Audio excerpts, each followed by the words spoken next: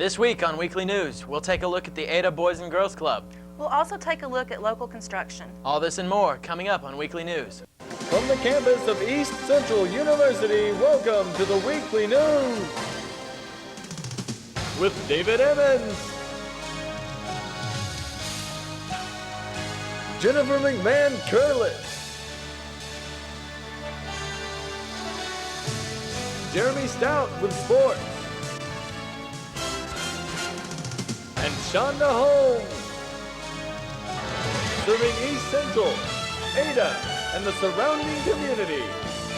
Recorded live from ECU Studios, this is the Weekly News.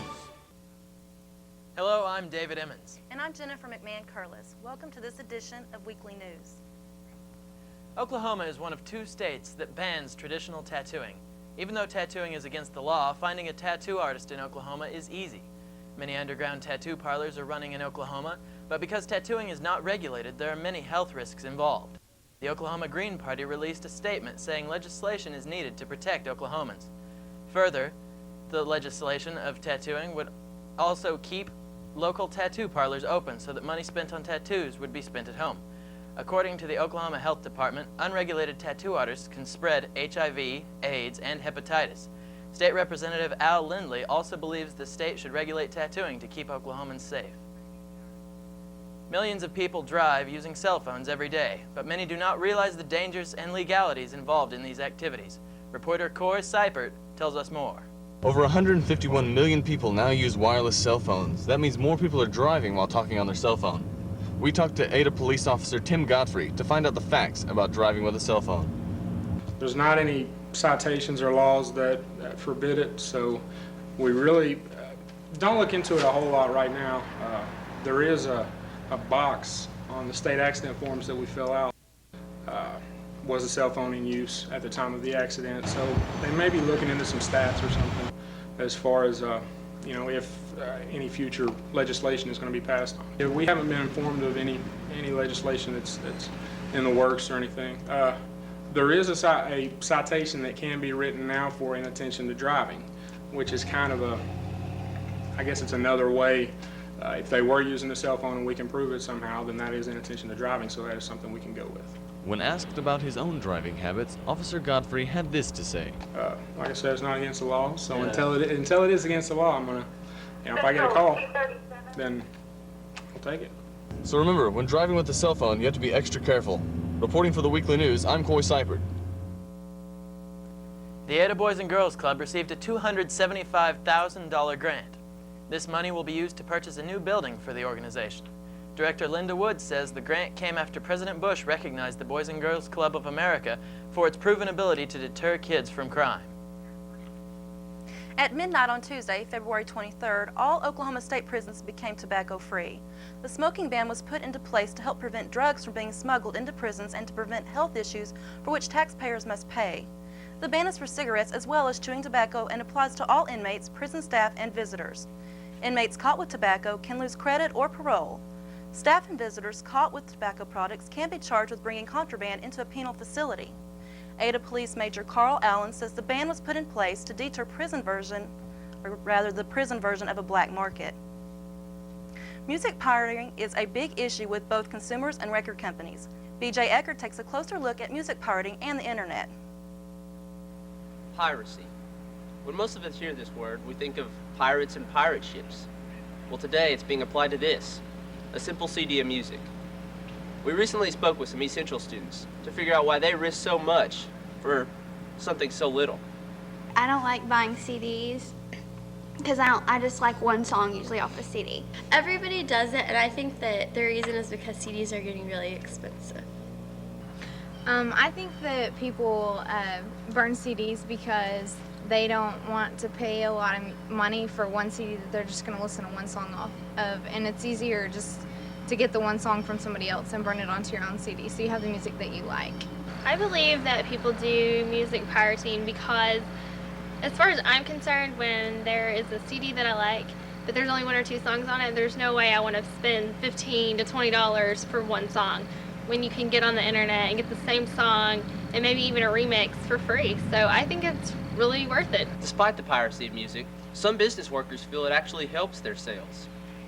On the subject of CD sales due to piracy and things like that, I've worked at a CD retailer for a while, and to be honest, I've never noticed any difference as far as our lack of sales.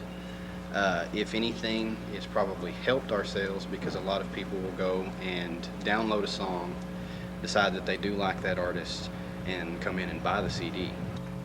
So are these music pirates as bad as the ones from history? What does it sound like to you?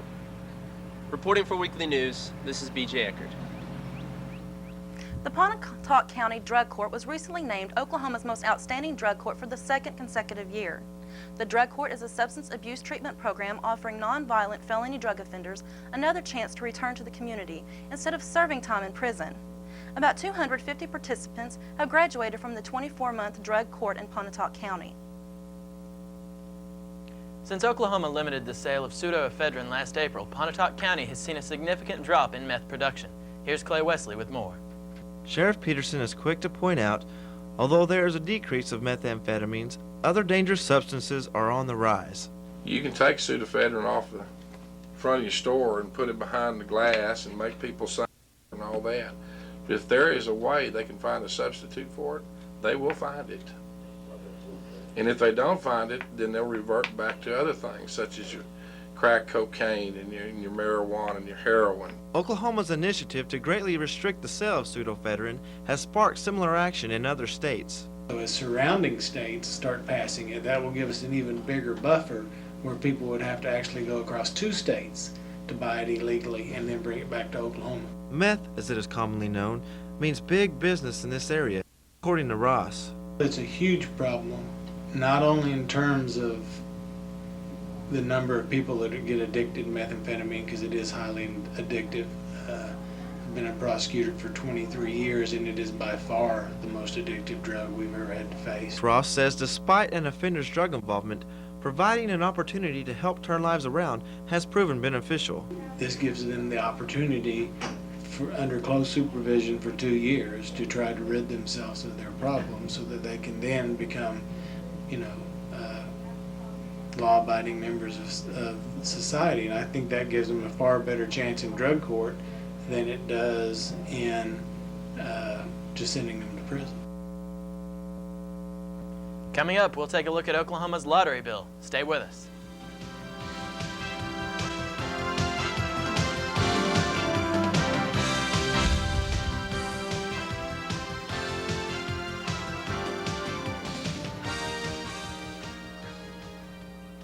For years, nonprofit organizations have had to find creative loopholes to avoid breaking Oklahoma gambling laws. However, when voters passed State Question 705 establishing a state lottery for education, a raffle provision was added. Schools and other qualified organizations are now able to hold raffles for fundraising. Qualified organizations include churches, registered public or private schools, student groups, and parent-teacher groups affiliated with the schools, fire departments, police departments, and livestock or wildlife organizations. The law prevents groups from hiring outside organizations to run the raffle, ensuring that all money raised goes directly to the organizations. According to Executive Director of the Chickasaw Culture Center, Sue Linden Lindsley, the Chickasaw tribe is in danger of losing one of their deep-rooted traditions, the Chickasaw language. Lindsley said, of the 30,000 Chickasaws worldwide, 600 statewide speak of the language a little. Efforts are being made to reach anyone interested in learning the Chickasaw language. A seminar is currently underway at Murray State College. Dr. Feeling from the University of Oklahoma and Professor Bill Pult are teaching the class. The seminar started in February 19th. However, people are still allowed to enroll. If you are interested, contact Terry Haney at 580-332-8478. It's no secret that people have to eat. However, the USDA has some new ideas about what we should be eating. Almost everyone knows about the food guide pyramid. It's stamped on many food packages and taught to children in public schools. But the United States Department of Agriculture says the food guide pyramid is on its way out. A new set of dietary guidelines has been created to promote healthier eating for Americans. These new dietary guidelines will help Americans make smart choices about food and physical activity so they can have healthier lives. I had a chance to talk with Jana Kelly of the OSU Extension Office about the new guidelines. We just heard this week they are working on the new educational part for the dietary guidelines. Although the dietary guidelines are out, it's a 50-page research-based information that is not interesting to the general public, I'm sure. A consumer brochure, which will translate the guidelines into actionable, easy-to-understand language, will be available to accompany the dietary guidelines. Several of the new recommendations represent important steps in the right direction. Reporting for Weekly News, this is David Emmons. According to national statistics, almost 5% of all college women are victims of assault in a given year. A new program, CIRSA, or Campus Initiative to Reduce Crimes Against Women, is trying to change that. Project coordinator Hannah McCann was hired in January to help develop the two-prong effort. The main goals of CIRSA are to set up a response system so victims know they have somewhere confidential to turn, and to educate ECU faculty, staff, and the student body about assault and victimization. Some partners to ECU in this effort are the District Attorney's Office, Chickasaw Nation, and the Family Crisis Center. In April, during National Victims' Rights Week, CIRSA will have daily events and information about violence against women. To find out more about this program, contact Hannah McCann at 580-399-5892. When we think of the possibility of danger on campus, we may think of an attack or robbery. But the students residing in East Central University's dorms often worry about East Central's less recognized residents. A normal outdoor scene at any university, squirrels frolicking on the lawn. But on the other side of campus, less common wildlife, skunks, have been sighted repeatedly by residents of Pontotoc Hall. Skunks have been seen running into this hole between the south side of the library and Browse. They have also been seen on the lawn between Browse Hall and Kerr Center. I live in Pontotoc dorms, and I was walking up to McBride one night, and just walking by, didn't do anything to provoke anything, but I saw a skunk run by me. These animals pose a real threat to students walking back to their dorms in the dark. And it made me jump, because I didn't want to get sprayed. The consensus among students is that they're more afraid of being skunked than of being bitten. Not that I was going to be, more that I was going to be sprayed, because I didn't want to stink. Students may not realize that skunks often carry fungal, bacterial, and viral diseases, including rabies. When I spoke to the ECU police, they said that nothing could be done about the animals short of shooting them. So for the time being, the best way to avoid an encounter with the critters is to avoid these areas. For the Weekly News, this is Vanessa Tidmore. Many people in the United States are unaware of a rapidly spreading virus that has killed millions of poultry in Asia. There have now been 13 reported cases of this virus throughout the West Coast and in northeastern Oklahoma. The health department has expressed concern that the virus could mutate and infect human beings. Should this happen, a widespread epidemic could take place. When asked about the precautions taken in the area, OSU Extensions worker Jeff McDaniel said that authorities are closely monitoring all poultry in the area. Coming up in sports, we'll see how the ECU men's basketball team did against arch rival Southeastern. Please stay with us.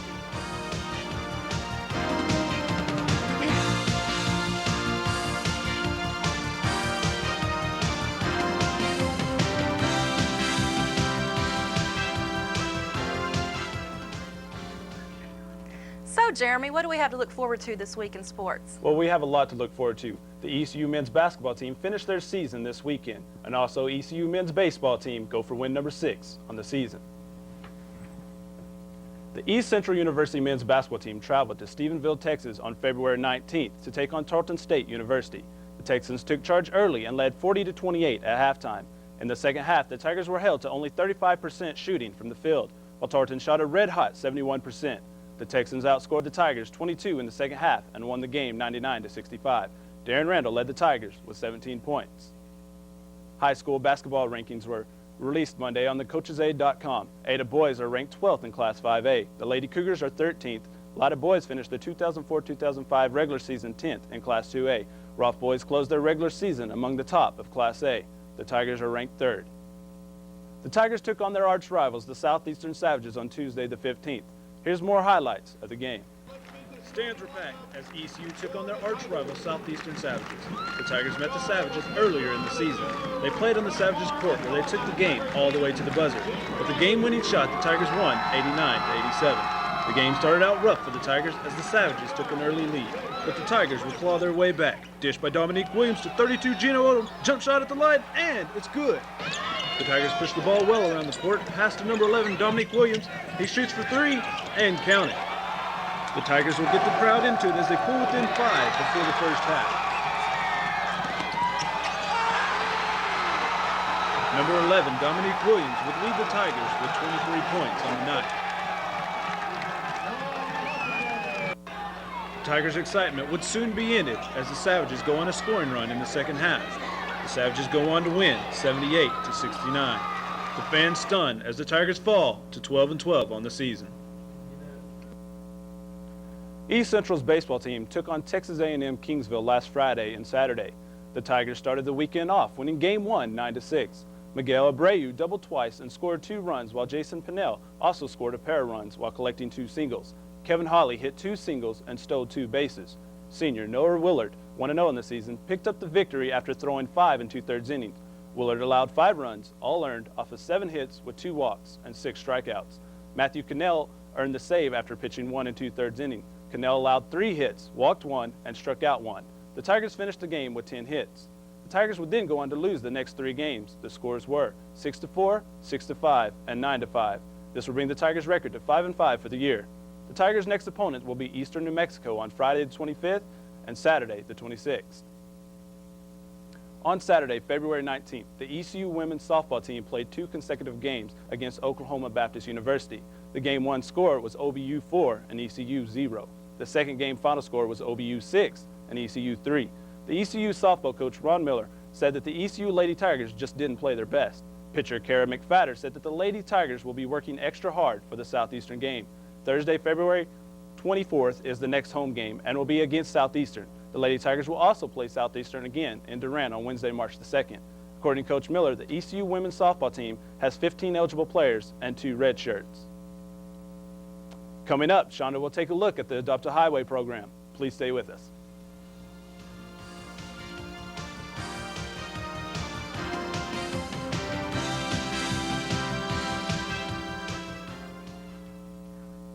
The corner of J. Richardson Loop and Mississippi is one of the busiest intersections in Ada.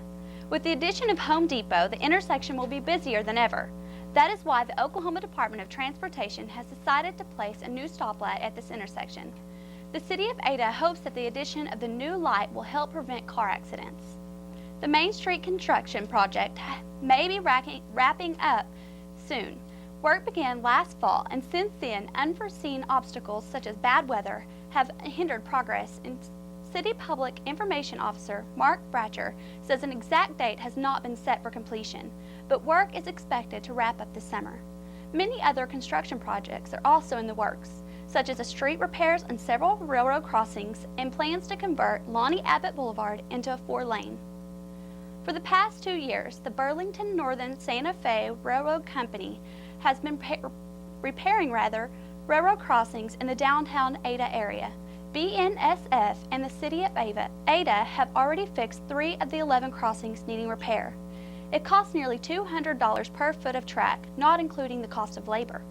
The City of Ada plans to spend $70,000 to repair the crossings at Broadway, Townsend, and Johnston.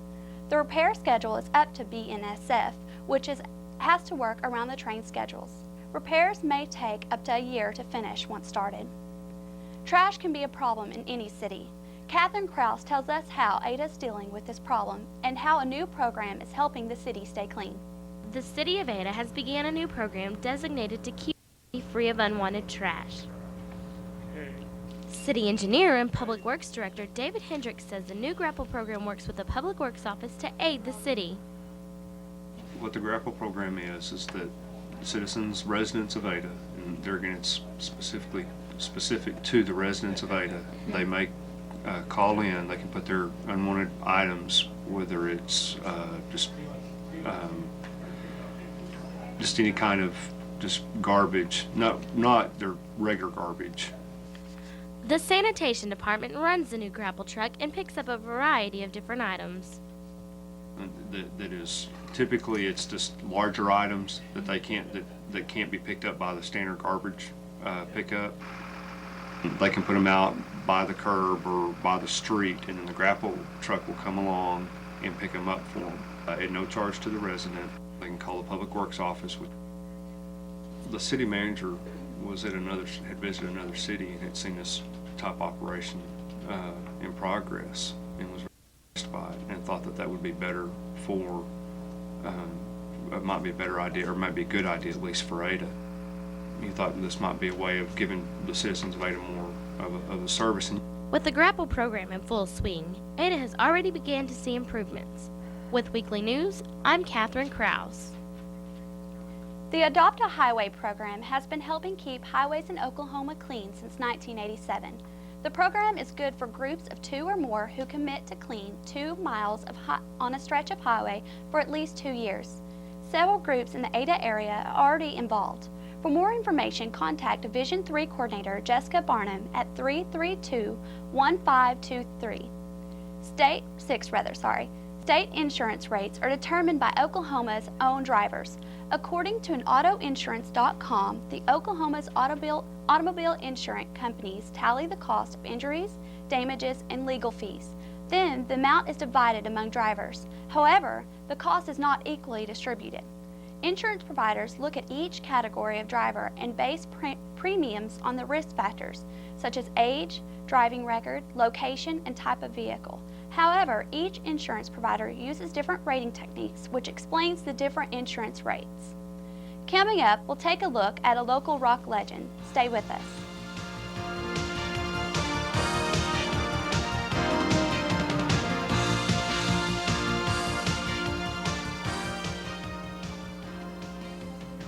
Last at the ECU men's basketball game, Coach Terry Shannon and others kicked off a series of fundraisers for ECU's Relay for Life.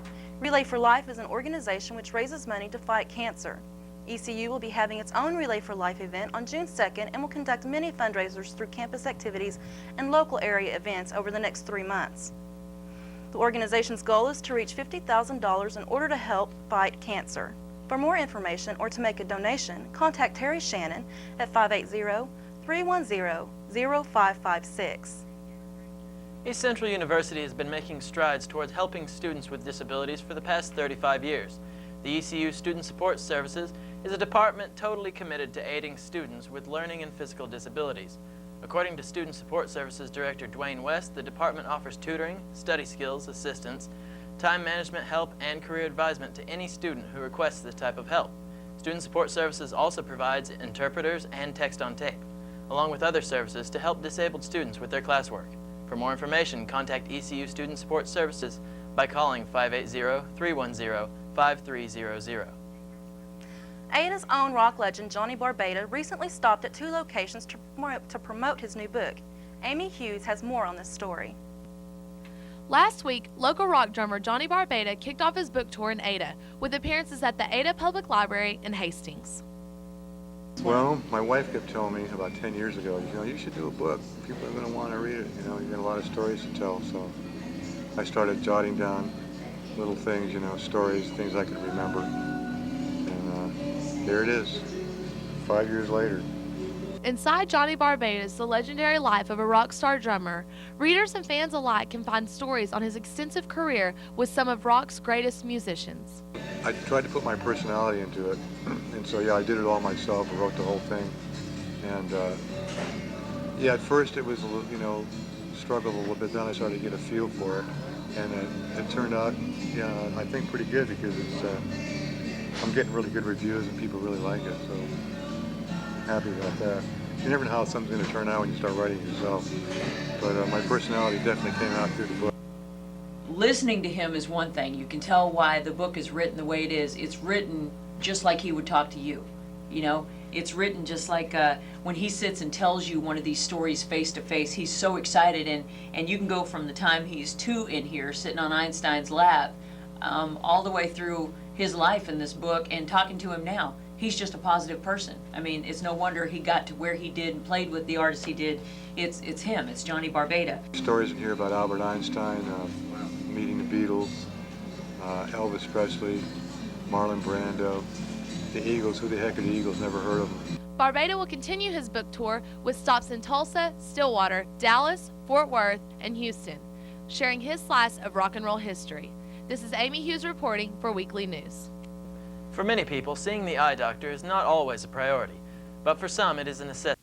The loss of vision in any amount can cause significant changes in a person's everyday routine. One practice of optometry medicine often overlooked is vision therapy. Vision therapy is physical therapy for the visual system, including the brain and the eyes. Optometrist Dr. Michael Bryan says visual therapy is more common in children, but can benefit people of all ages. Dr. Bryan says vision therapy deals primarily with the ability to focus.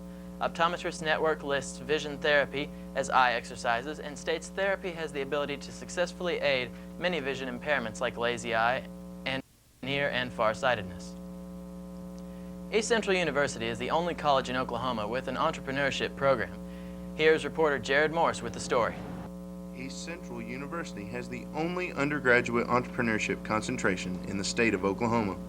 This program is designed to create entrepreneurs through practices derived from the United States and Europe. Of our mission, which is to create entrepreneurs, and that's what we do. We've, the past 3 years, our program's 3 years old, we were approved to offer the program April 2001. This is the third year of offering coursework, and we've got 5 courses. With a bachelor's degree in business administration, students have the opportunity to determine their future. So what we're talking about is getting people together and work them through a process and try to get them to say, okay, I'll compromise on this if you'll compromise on this. Okay, fine, let's work that deal. The bigger picture is creating the company, creating the jobs, selling the company. That's the big kahuna. And that's what we do here. That's what we teach here. Reporting for the Weekly News, I'm Jarrod Morse. For most candy companies, Valentine's Day marks a boost in sales. But for Ada Candy Company, it's just another day. Ada Candy Company is a local family-operated company. Ada Candy Company has been in business since 1933. The current third generation of candy makers is still making the candy their grandparents sold when the business started. Ada Candy ships products throughout Oklahoma and Texas. The company is looking to expand into Arkansas. Ada Candy accepts orders and ships by UPS. The Ada Candy Company also sells candy over the counter in the store near 1001 North Mississippi in Ada. That's all for this edition of Weekly News. Thanks for watching.